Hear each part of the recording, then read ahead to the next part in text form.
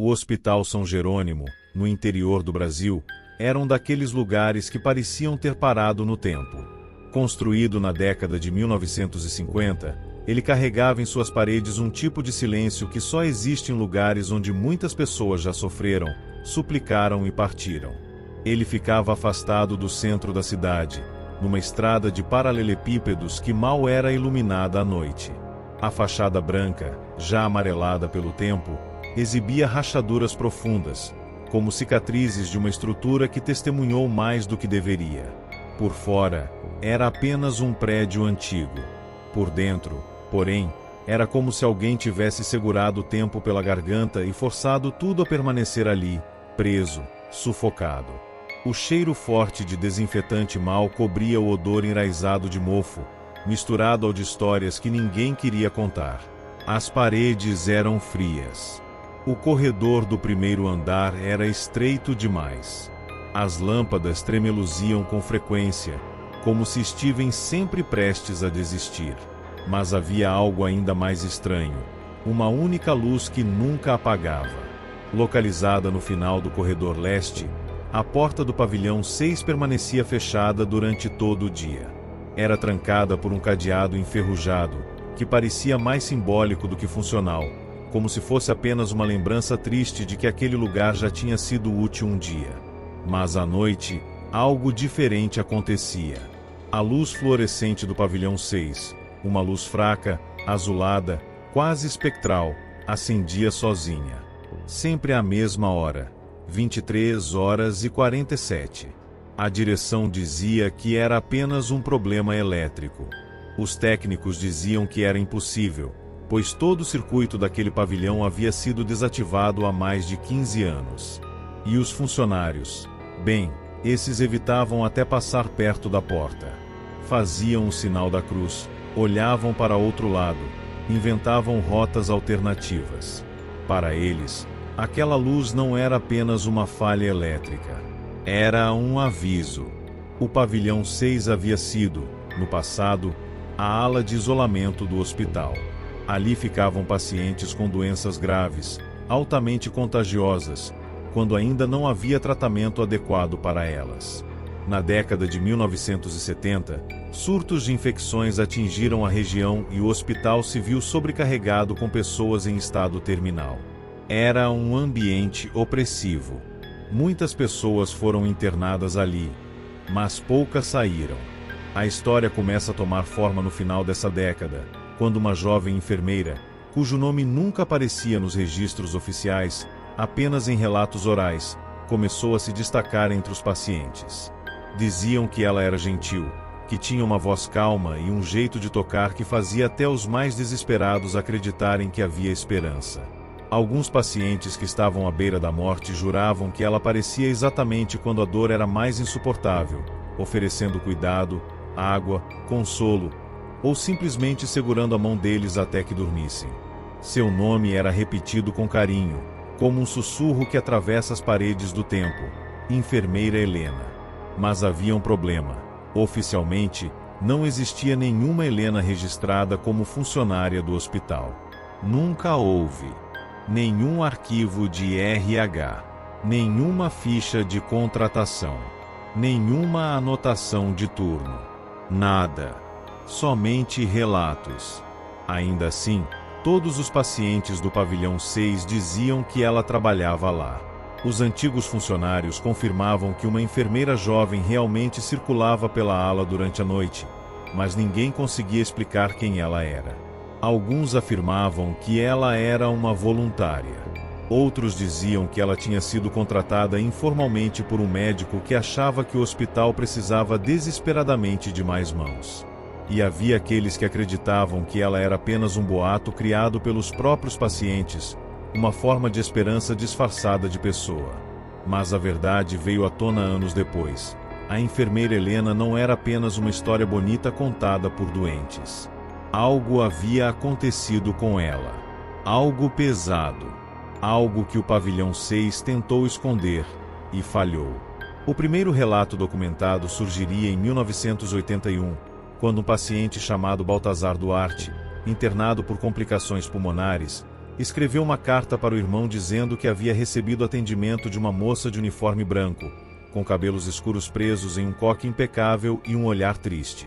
Ele descreveu o cheiro leve de álcool que vinha de suas mãos e o modo quase silencioso com que ela se movia pelos corredores. Mas Baltazar morreu 2 dias depois de enviar a carta. Ao recolher seus pertences, o irmão encontrou a carta dobrada no fundo de sua mochila. Ele entregou a carta à direção do hospital, indignado por ninguém ter informado que havia uma enfermeira cuidando de Baltazar à noite, quando, oficialmente, o hospital trabalhava com apenas 2 plantonistas e nenhuma enfermeira extra. A direção não levou a carta a sério. Disseram que Baltazar estava delirando. Mas o irmão discordava, porque Baltazar descreveu detalhes específicos demais. O barulho do jaleco roçando, o broche prateado com a letra H, o sorriso tímido. Era impossível que aquilo tivesse sido inventado por um homem tão debilitado. Nos anos seguintes, relatos semelhantes surgiram. Pacientes que estavam sozinhos durante a madrugada afirmavam ver uma enfermeira silenciosa entrando no quarto sem abrir a porta, ou abrindo tão devagar que mal se ouvia. Ela apagava as luzes, arrumava travesseiros, oferecia água, conferia curativos. E desaparecia antes que o turno da manhã começasse. Os médicos riam. Diziam que eram alucinações causadas por medicamentos, febre, medo. Mas um detalhe sempre incomodava os funcionários. Todas as noites em que os pacientes afirmavam ter recebido visita da enfermeira misteriosa, a luz do pavilhão 6 estava acesa. Mesmo trancado. Mesmo desativado. Mesmo abandonado. A história ganhou força quando uma técnica de enfermagem chamada Lourdes começou a confessar que tinha medo de passar perto da porta 6 durante a madrugada. Ela dizia ouvir passos lá dentro. Passos lentos. Quase ritmados. Como se alguém estivesse fazendo ronda. E às vezes, quando estava sozinha, arrumando o carrinho de curativos, ela ouvia a voz de uma mulher canto baixo. Uma voz doce, porém triste. Uma melodia tão suave que dava arrepios. Lourdes dizia que era um hino antigo, talvez religioso, mas não tinha certeza. Os outros funcionários riam dela. Até a noite em que um dos seguranças fez uma ronda e gravou, sem querer, com o celular no bolso, o som abafado de alguém cantando dentro do pavilhão 6. Uma voz feminina. Sozinha. No escuro. Depois disso, Lourdes se recusou a trabalhar no turno da noite. Pediu transferência. Deixou o hospital poucos meses depois. O tempo passou, mas a luz continuou acendendo. Sempre no mesmo horário. Sempre muito fraca. Sempre como se quisesse chamar atenção. E isso começou a incomodar as autoridades municipais, especialmente depois que vídeos começaram a circular online mostrando a luz acendendo sozinha, num prédio que, oficialmente, nem deveria ter energia naquela área. A direção mandou trocar os fios. Mandou cortar os fios. Mandou selar a caixa de energia. Mas a luz continuava acendendo do mesmo jeito. Isso só aumentou a lenda da enfermeira Helena. Alguns diziam que ela era um espírito inquieto de alguma paciente que morreu trabalhando no hospital. Outros acreditavam que ela foi uma enfermeira assassinada ali dentro, talvez por algum médico desequilibrado ou algum paciente violento.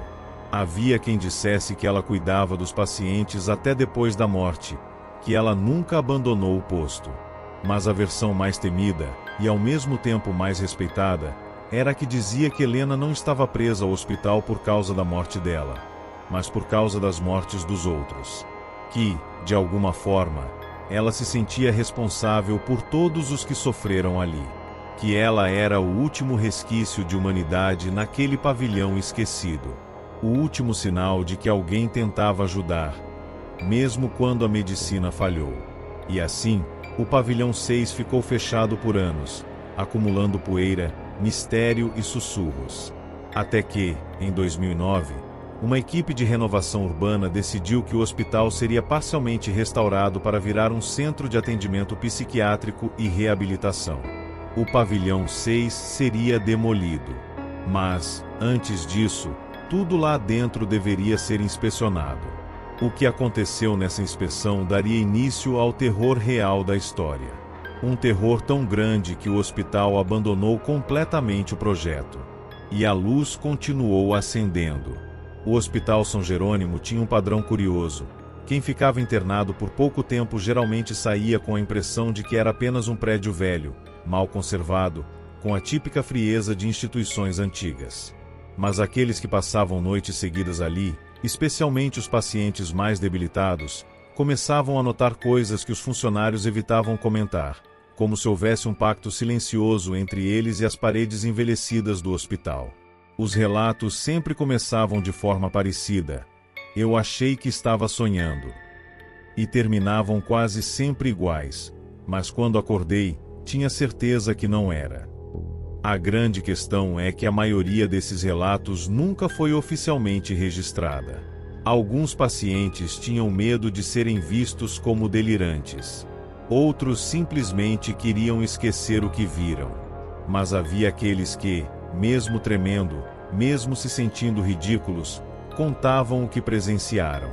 E sempre envolvia ela. A figura silenciosa, de jaleco branco impecável, com os cabelos escuros presos, caminhando como se não tocasse o chão. A enfermeira Helena. O caso de Baltazar, dos anos 80, foi só o começo. 24 anos depois, em 2005, um paciente chamado Aloísio Portela, internado por insuficiência cardíaca, relatou a uma psicóloga do hospital que vinha recebendo visitas noturnas. Ele descreveu a enfermeira da mesma forma exata que Baltazar havia feito décadas antes. Jovem, pele pálida, jaleco muito mais antigo que os usados na época, e um broche prateado com a letra H. A psicóloga, intrigada, decidiu registrar o depoimento. A transcrição, que vazou anos depois, continha trechos perturbadores. Ela coloca a mão no meu peito, bem aqui onde dói, e a dor some por alguns minutos. Ela não fala quase nada, mas quando fala, a voz é baixa, parece distante, como se viesse de outro lugar. Ontem ela me disse que eu precisava descansar. Mas quando chamei uma enfermeira de verdade para agradecer, elas disseram que ninguém entrou no quarto a noite toda. Aloísio morreu uma semana depois, durante uma madrugada em que a luz do pavilhão 6 esteve acesa por mais de 5 horas, muito mais que o habitual. O prontuário anotou que ele faleceu em paz, sem dor aparente, dormindo. Mas uma enfermeira do turno da noite contou, anos depois, em entrevista anônima: ele morreu sorrindo. Isso não acontece. Quando o hospital começou o processo de transformar parte de suas alas em um centro psiquiátrico e de reabilitação, alguns quartos foram reativados temporariamente para receber pacientes que seriam transferidos. Entre eles estava Márcia Ferreira, uma mulher de 43 anos que havia sofrido um surto psicótico. Márcia não estava delirante quando contou o que viu.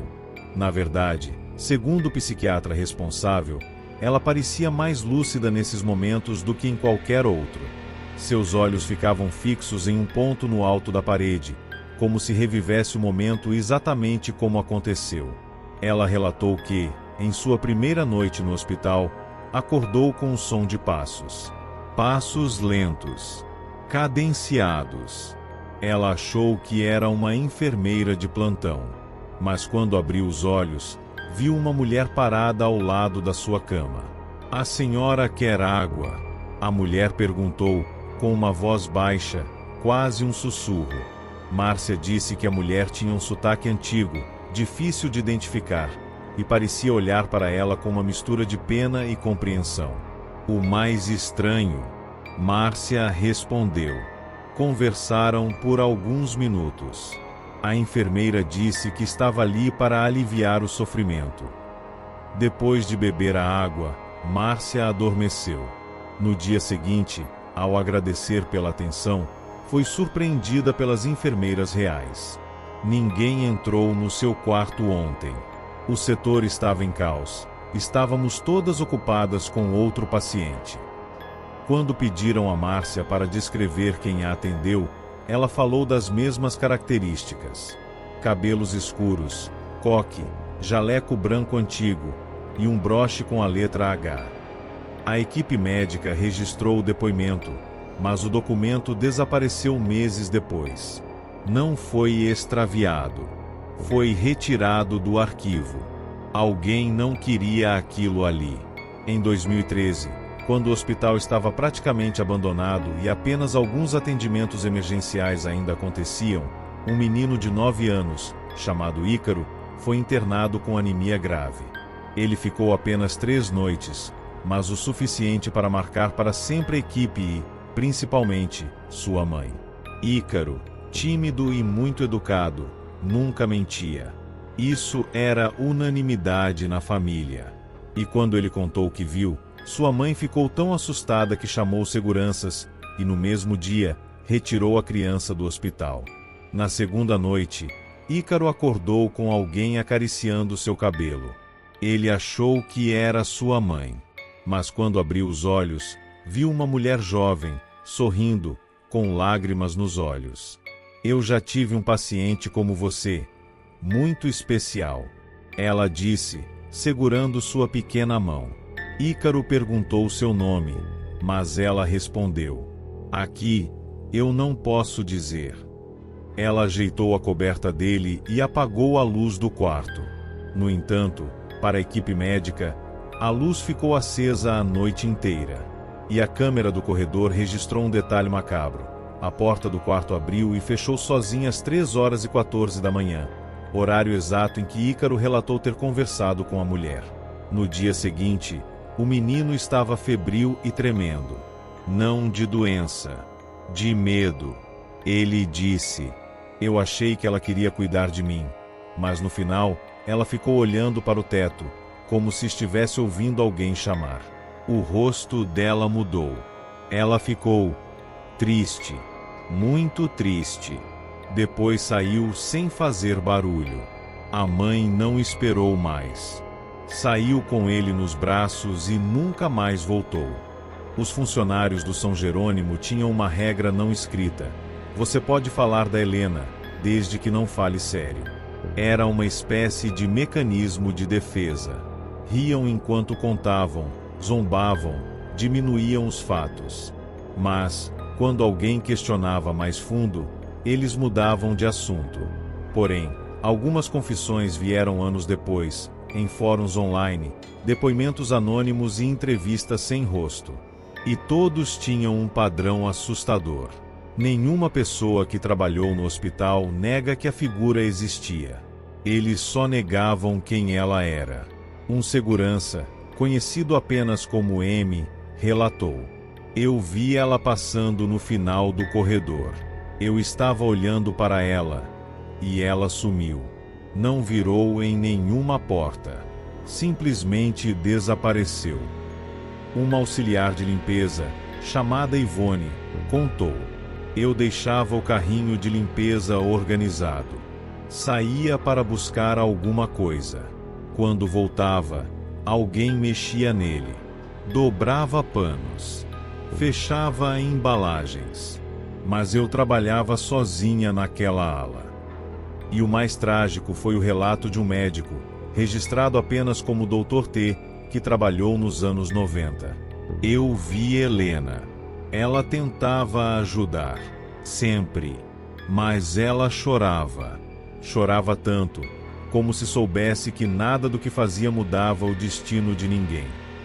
Em todos os relatos, pacientes, funcionários, seguranças, visitantes, havia 3 elementos constantes. A presença de Helena coincidindo com mortes tranquilas. As vítimas que relatavam tê-la visto sempre faleciam pouco depois. Nunca em agonia. Nunca em desespero. Quase como se ela desse a última mão antes da travessia. 2. A luz do pavilhão 6 acendendo sozinha. Mesmo anos após ser desativado. Mesmo com a energia cortada.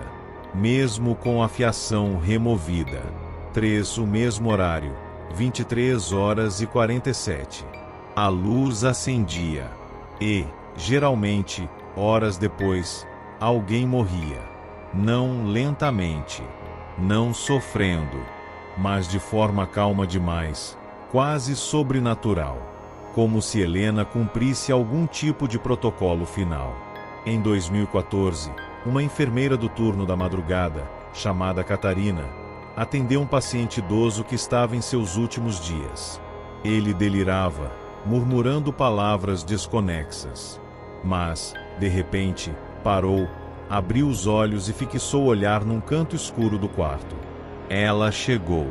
Ele disse, com um sorriso sereno. Quem? Perguntou Catarina. A moça do jaleco antigo. Antes que Catarina pudesse perguntar mais, o monitor cardíaco começou a apitar. Mas o paciente não estava em parada. Seu ritmo estava desacelerando, como se estivesse simplesmente apagando. E então, o detalhe mais assustador. A câmera do corredor captou uma sombra passando diante do quarto segundos antes do óbito. Uma sombra de silhueta feminina, com um coque e algo brilhando no peito, como um broche. O vídeo foi visto pela direção. No dia seguinte, foi deletado manualmente. E Catarina recebeu uma advertência por sensacionalismo e interpretação equivocada de imagens. Ela pediu demissão no mesmo mês.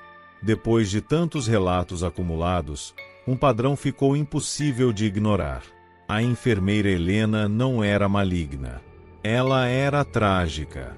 E, de alguma forma, ainda estava presa ao hospital. Ao pavilhão 6. A rotina que nunca terminou. Mas isso não explicava tudo. Especialmente porque, em 2016, durante uma revisão estrutural para demolir o pavilhão, uma equipe encontrou uma descoberta que mudaria tudo e explicaria por que Helena nunca partiu. A investigação sobre a suposta enfermeira fantasma nunca existiu oficialmente, pelo menos, não nos registros comuns do hospital ou da Secretaria de Saúde. Porém, entre corredores abandonados e arquivos velhos que pareciam ter sido remexidos às pressas, surgiram evidências de que 3 profissionais do antigo quadro de funcionários haviam conduzido, por conta própria, uma apuração silenciosa. Eram eles: Dr. Paulo Medeiros, clínico geral, enfermeira Inês Duarte, veterana de mais de 20 anos, e Geraldo, técnico de manutenção. Cada um deles tinha vivido algo inquietante demais para simplesmente ignorar. E todos sabiam que, se compartilhassem aquilo abertamente, seriam tratados como delirantes, ou talvez sofreriam consequências muito mais sérias. O motivo para essa investigação clandestina era simples. Os eventos noturnos estavam se tornando impossíveis de ignorar. Pacientes relatando uma mulher de uniforme antigo, com touca branca e postura impecável. Aparelhos registrando picos de atividade elétrica entre 3 e 4 da manhã. Prontuários que apareciam preenchidos com caligrafia desconhecida, sempre indicando a mesma frase: observação noturna concluída. E o pior, o nome que assinava aquelas anotações era o de uma enfermeira morta há mais de 30 anos, vítima de um incêndio que havia destruído justamente o pavilhão 6. O hospital tentava abafar os boatos, alegando que eram coincidências, preguiça dos funcionários na hora de revisar documentos, imaginação de pacientes à base de sedativos. Mas Paulo, Inês e Geraldo sabiam melhor. Eles tinham visto, ou ouvido, mais do que estavam dispostos a admitir em voz alta. A investigação começou de maneira quase ingênua, vasculhando sussurros. Todos os funcionários que diziam conhecer a lenda falavam sempre do mesmo jeito, baixinho, olhando ao redor como se temessem ser escutados. Geraldo, o técnico de manutenção, notou que a maioria das histórias começava no mesmo ponto: o corredor que ligava o pronto atendimento ao velho elevador de carga, um equipamento que estava oficialmente desativado há pelo menos 2 décadas. Ainda assim, testemunhas juravam ouvir o elevador se movendo sozinho todas as madrugadas, rangendo, vibrando, parando exatamente no andar do pavilhão 6, que, desde o incêndio, permanecia fechado. Paulo decidiu que aquela seria a primeira área a ser analisada. Ele convenceu Geraldo a ignorar os avisos de acesso restrito e forçar a abertura do painel de manutenção. Ao abrir a porta metálica enferrujada, os dois sentiram de imediato um cheiro de queimado, não aquele cheiro agressivo de incêndio recente, mas uma essência suave e antiga, como se fosse memória impregnada. O elevador estava parado no térreo, mas as lâmpadas internas piscavam, como se algo houvesse sido interrompido no meio de seu trajeto. Geraldo, que dizia não acreditar em espíritos, se aproximou com uma lanterna tremendo nas mãos. O painel de controle registrava movimentações recentes. O botão do sexto andar estava gasto, como se alguém, ou algo, o pressionasse constantemente. Mas o elevador estava desligado da rede elétrica. Desligado de verdade. Fios cortados. Sem energia. E mesmo assim, marcando atividade. Inês, a enfermeira veterana, trouxe outro tipo de pista. Ela havia coletado depoimentos de pacientes internados nos últimos meses. Relatos que todos evitavam colocar em prontuário por medo de parecer sensacionalista. Um idoso lúcido, em recuperação após uma fratura, afirmou que acordou no meio da noite com uma mulher ao lado de sua cama. Não sentiu medo, ao contrário, sentiu uma estranha paz. Mas quando tentou agradecer a profissional desconhecida, ela simplesmente virou a cabeça devagar, como se estivesse respondendo um chamado distante, e caminhou para fora do quarto. Quando Inês perguntou como era essa mulher, o idoso respondeu sem hesitar: uniforme antigo. Branquinho. Igual ao que minha mãe usava quando trabalhou em hospital nos anos 60. Outro paciente, uma adolescente internada por infecção viral, disse que a enfermeira fantasma apontava sempre para o corredor do pavilhão 6, mas a garota jamais teve coragem de seguir. Um terceiro paciente, um caminhoneiro duro e cético, jurou que a mulher havia segurado em sua mão durante um pico de febre, murmurando que aquele não era o seu horário. Ele acreditou que fosse um delírio da infecção, até ver a foto de funcionários antigos que estava exposta no corredor e reconhecer, imediatamente, a enfermeira morta no incêndio. Com todos esses relatos somados, o trio decidiu ir além. Eles queriam provas. Foi então que entraram no pavilhão 6. O acesso era selado com correntes e cadeados enferrujados. Geraldo conseguiu romper o cadeado usando ferramentas que trazia consigo. Ao empurrarem a porta pesada, um vento frio saiu de dentro, mesmo com o ar parado e abafado do restante do hospital. A lanterna de Inês iluminou os corredores destruídos, paredes chamuscadas, tetos com marcas de fuligem, restos de equipamento derretido pelo calor antigo. Mas havia algo ainda mais perturbador ali dentro. Não era poeira comum no chão. Havia pegadas. Humanas. Recentes. Como se alguém tivesse caminhado por aquele corredor poucas horas antes. Pegadas delicadas, de tamanhos compatíveis com pés femininos. E, conforme seguiam mais fundo, perceberam que as pegadas mudavam. Começavam firmes e definidas, mas ficavam mais fracas, mais leves, até desaparecerem completamente, como se aquela pessoa tivesse deixado de tocar o chão. Foi Geraldo quem ouviu primeiro o som. Um badalar muito suave, metálico, como um objeto chocando-se de leve contra o outro. Algo como chaves. Uma chaveiro batendo enquanto alguém caminhava. Paulo chamou pelos dois, pedindo silêncio, e o trio escutou juntos. Passos. Lentos. Rítmicos. Praticamente compassados.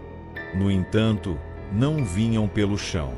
O som parecia ressoar pelas paredes, como se a pessoa estivesse caminhando além delas, entre espaços invisíveis. Inês, tremendo, segurou o braço de Paulo. "Tem alguém ali", sussurrou. Paulo deu um passo à frente, movido pela mistura perigosa de coragem e negação que impulsiona investigadores amadores a tomarem decisões estúpidas. Ele chamou novamente, com a voz trêmula. "Tem alguém aí?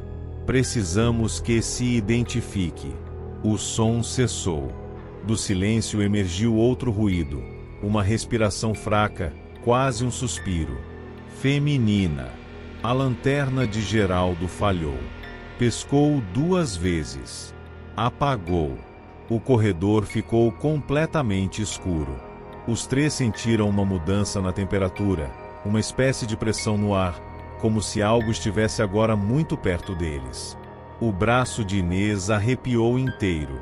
Paulo sentiu um arrepio subindo pela nuca. Geraldo começou a rezar baixinho, apesar de sempre dizer que não acreditava em nada sobrenatural. Quando a lanterna voltou a acender, mesmo que fraca, revelou algo que nenhum deles esperava. Uma silhueta branca no fim do corredor, estática, ereta, olhando na direção deles. Não dava para ver o rosto, apenas o contorno do uniforme antigo, limpo demais para aquele lugar destruído. A cabeça da figura se inclinou, como um gesto curioso ou avaliador. E então, sumiu. Sumiu tão rápido quanto havia aparecido. Não houve transição, não houve deslocamento. Desapareceu como uma imagem que se apaga de uma tela. Ao mesmo tempo, o elevador do prédio, completamente desligado, emitiu um tim metálico, aquele som característico de porta abrindo em um andar. Mas não estavam próximos ao elevador. Não naquele pavilhão abandonado. O som veio de cima deles. Do 6º andar. O andar onde a enfermeira havia morrido. Paulo anotou tudo, mesmo com a mão tremendo. Inês chorou quando saíram. Geraldo se recusou a voltar. Eles sabiam que aquilo era só o começo. Algo muito maior estava escondido ali. E o hospital, seja por medo, seja por conveniência, fazia de tudo para que ninguém descobrisse. Mas eles estavam determinados. Afinal, a sensação que todos tiveram ao sair do pavilhão 6 era a mesma. A enfermeira não estava assombrando o hospital. Ela estava esperando por algo. Ou por alguém. E, a partir dali, o trio precisava descobrir exatamente o que. Os arquivos médicos do hospital sempre foram um labirinto de papelada, pastas desgastadas e documentos mal organizados. Porém, quando Paulo decidiu revisitar o acervo histórico em busca de qualquer pista sobre o incêndio do pavilhão 6, e, principalmente, sobre a enfermeira que supostamente continuava circulando por ali mesmo décadas depois de morta, ele tinha certeza de que encontraria resistência. O hospital tinha o hábito de esconder o que não podia explicar, fosse por vergonha, burocracia ou medo de processo. E esse caso parecia ser o ápice desse hábito. O acesso aos arquivos era feito pelo subsolo. Um corredor estreito, mal iluminado, com cheiro de papel velho e mofo impregnado nas paredes. Geraldo conseguiu improvisar um passe magnético antigo, capaz de destravar a porta dos arquivos confidenciais. Ele mantinha guardado um cartão de identificação inutilizado de um ex-diretor, objeto que havia encontrado anos antes dentro de um painel elétrico. Ninguém sabia como aquele cartão foi parar ali, mas naquele momento ele era a chave para abrir um mundo que estava escondido por muito tempo. Quando a porta metálica deslizou lentamente, revelando o interior da sala, Paulo sentiu um frio percorrer a espinha. Não era apenas a temperatura naturalmente mais baixa, devido à ausência de janelas. Era outra coisa, um peso no ambiente. Como se aquela sala não fosse apenas um depósito de papéis, mas um túmulo de segredos. As estantes eram altas, alcançando quase o teto. Muitas caixas de papelão estavam etiquetadas de forma genérica. Pavilhão 1, 1987, UTI, 1992, Observação, 1979. Mas o que realmente chamou a atenção de Inês foi uma caixa ao fundo, totalmente fora de ordem, com a escrita desbotada à mão, PAV 6, Incidente. O trio se entreolhou em silêncio. Eles não precisavam comentar. Esse era o arquivo que o hospital jamais havia mostrado a ninguém. Ao abrir a caixa, uma nuvem de poeira subiu, trazendo odor forte de papel úmido misturado à tinta antiga. Dentro dela havia prontuários queimados nas bordas, laudos incompletos, relatórios de ocorrência e, surpreendentemente, um bloco de notas que parecia quase intacto, embora amarelado. Capa azul escuro, com o nome Enf. Helena de Araújo escrito com uma caligrafia elegante. O nome da mulher que, segundo todas as histórias, teria morrido no incêndio e que agora vagava pelos corredores. Antes de abrir o bloco, Inês pegou um dos relatórios. Era curto, escrito às pressas. Dizia: data: 14 de abril de 1973. Incêndio iniciado às 3h27 no pavilhão 6. Origem desconhecida. 16 pacientes evacuados. 3 morreram antes da chegada dos bombeiros. Uma funcionária desaparecida. Não foi possível localizar o corpo. Assinado: diretor clínico, Dr. Henrique Leme. O funcionária desaparecida só podia ser Helena. Embora tudo apontasse para sua morte, o hospital nunca confirmou, oficialmente, que ela havia falecido. Apenas consideraram desaparecida no incêndio. Paulo encontrou outro documento, mais destrutivo. Uma anotação extraoficial, sem timbre, sem assinatura. Uma folha solta. A enfermeira estava no pavilhão 6 antes do início do incidente. Testemunhas relatam ter visto uma mulher de branco no corredor mesmo após o fogo se alastrar. Não consta registro de socorro. Há relatos conflitantes de pacientes que dizem ter recebido atendimento dela na madrugada. O detalhe final daquela anotação era o que deixava tudo mais desconfortável. O elevador subiu sozinho durante o incêndio. Paulo respirou fundo, tentando racionalizar. Isso não faz sentido. Não tinha energia suficiente.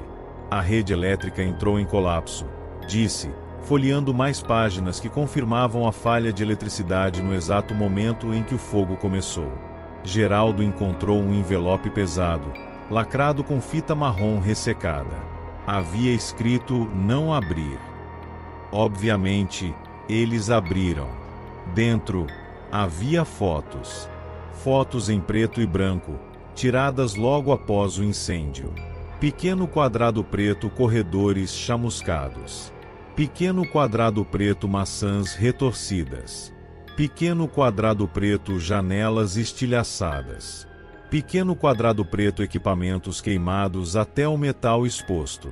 Mas havia uma foto diferente. Uma que não deveria existir. A imagem mostrava uma figura parcialmente borrada, vestindo branco, parada no canto do corredor destruído. Não era um paciente, não era bombeiro, muito menos alguém usando equipamento de proteção. Era uma mulher de postura rígida, com as mãos entrelaçadas, olhando para a câmera. Inês deu um passo para trás, sem fôlego. Isso não é possível. Essa foto é do dia seguinte ao incêndio. Essa mulher não deveria estar ali. A iluminação da fotografia era natural, vinda de uma janela quebrada. Não havia qualquer sinal de falha técnica que justificasse a presença daquela figura. Era como se a mulher tivesse sido realmente fotografada lá. Paulo voltou ao bloco de anotações de Helena. Relutante, abriu na primeira página. A caligrafia era impecável, antiga, elegante. Datas, horários, observações de pacientes, tudo normal, até chegar às últimas páginas. A escrita mudava. Ficava mais rápida, angustiada.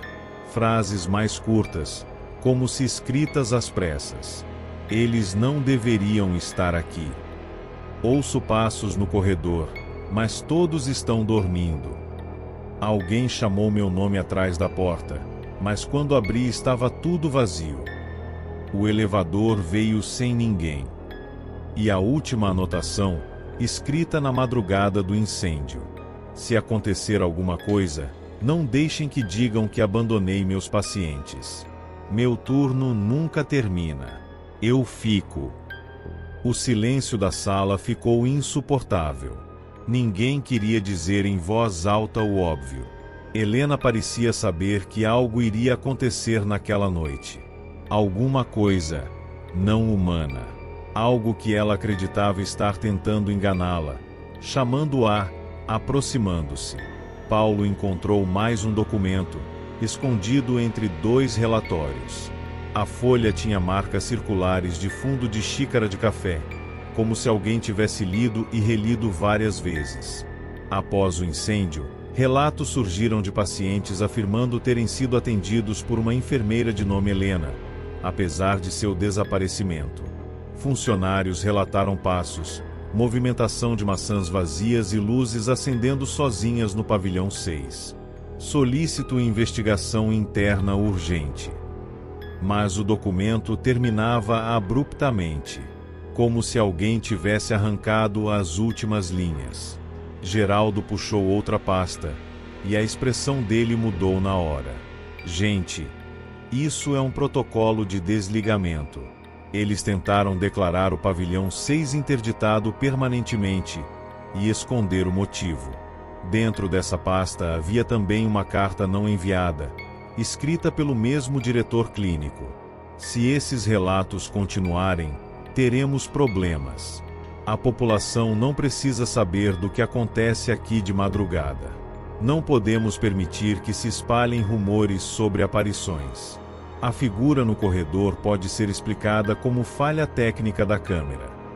Era óbvio que estavam tentando acobertar tudo, mas o que os 3 não esperavam era encontrar, ao fundo da caixa, um pequeno crachá metálico. Sujo, queimado nas bordas.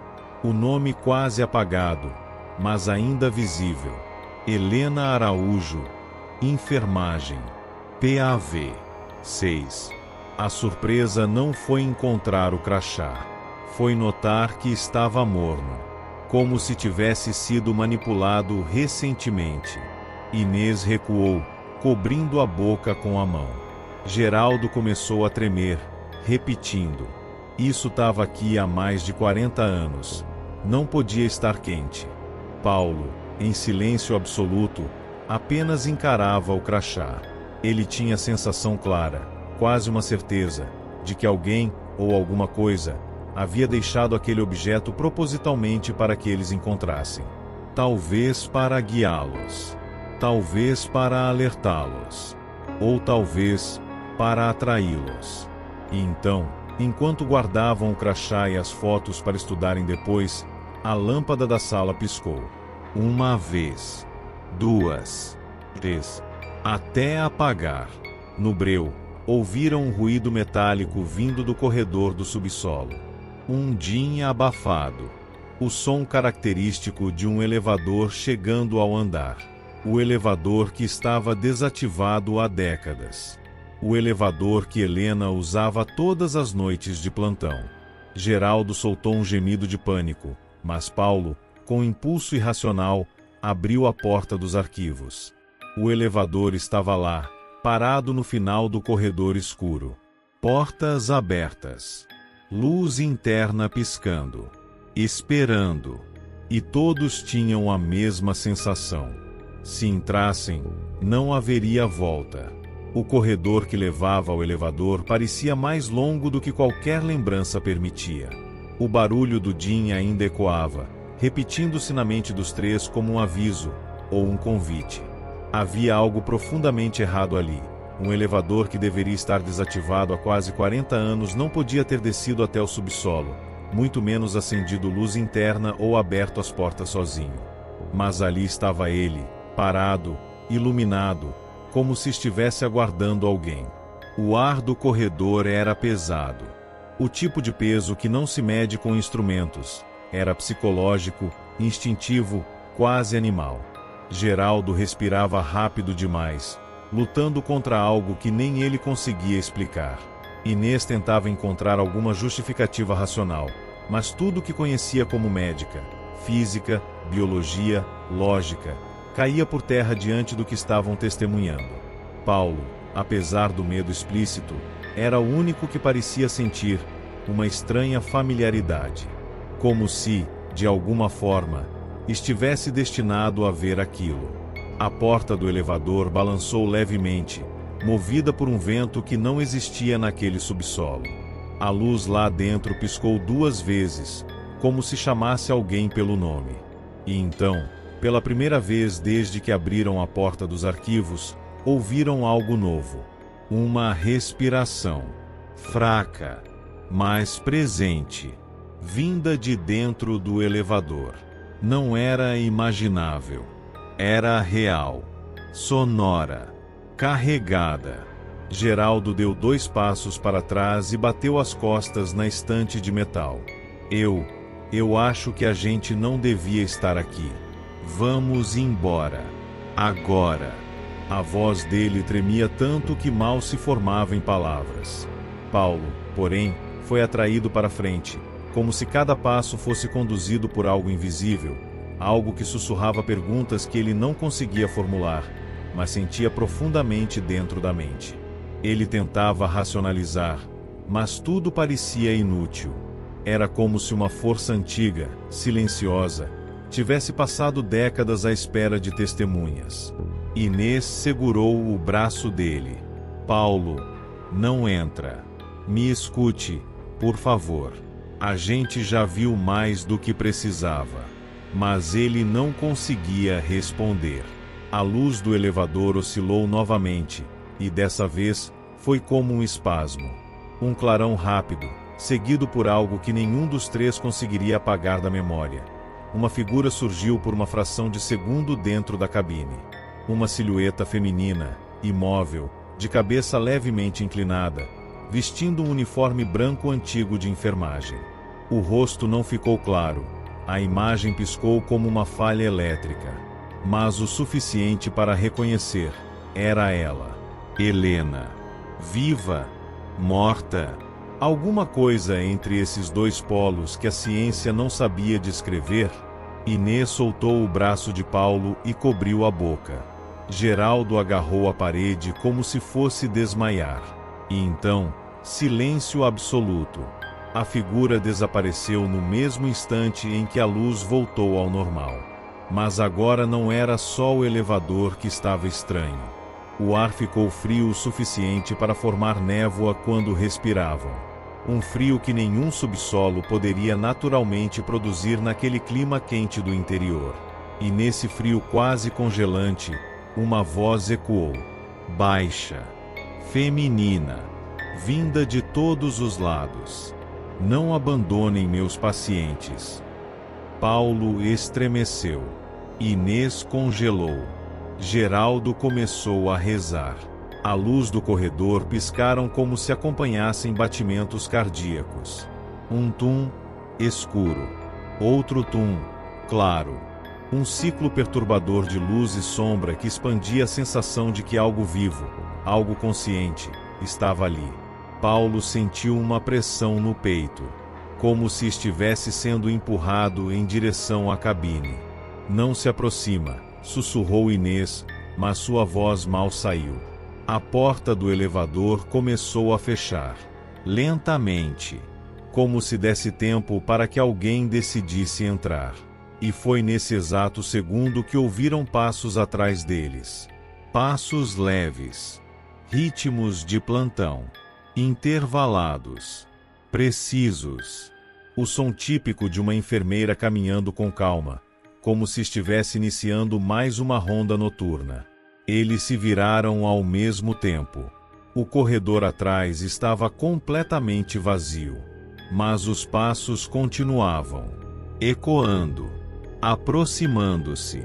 Inês tremia tanto que as chaves de seu jaleco batiam umas nas outras. Geraldo começou a retroceder automaticamente, sem pensar. E Paulo sentiu um toque no ombro. Um toque frio, gelado, e ainda assim, humano.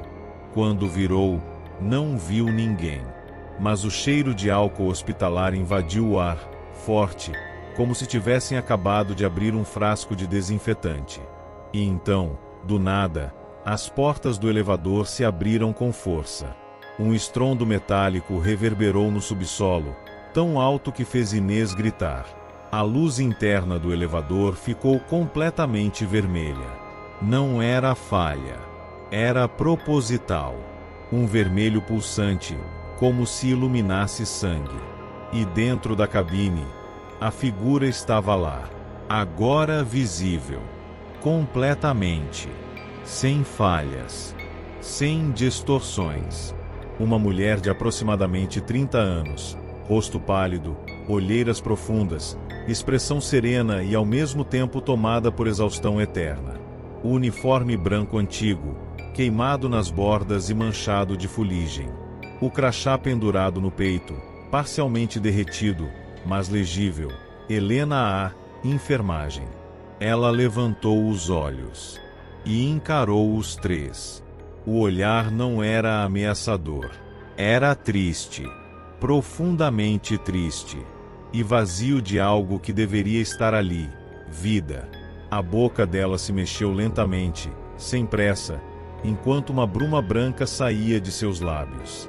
Vocês vieram ajudar. Paulo deu um passo para trás, mas era tarde.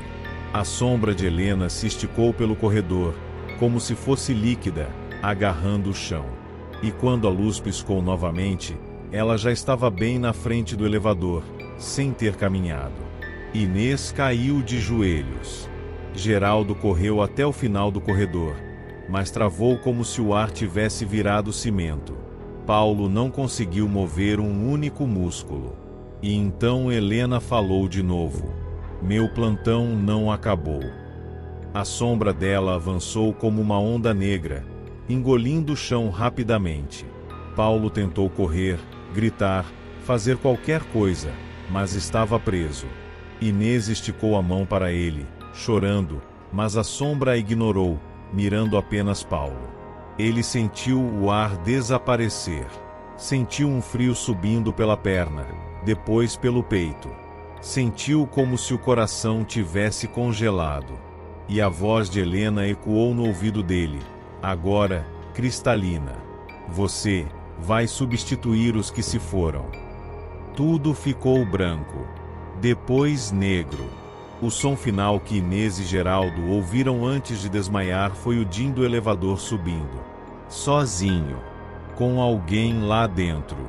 Quando acordaram, horas depois, o elevador estava parado no último andar. Vazio. Portas abertas. E o crachá de Paulo estava no chão da cabine, queimado, exatamente como o de Helena. Seu corpo nunca foi encontrado. E até hoje, quem visita o prédio abandonado jura ouvir passos de uma ronda noturna. Jura sentir cheiro de álcool hospitalar no ar. E alguns afirmam que, no reflexo das portas metálicas do elevador, conseguem ver duas figuras ao fundo. Uma enfermeira de branco. E um enfermeiro recém-chegado ao plantão.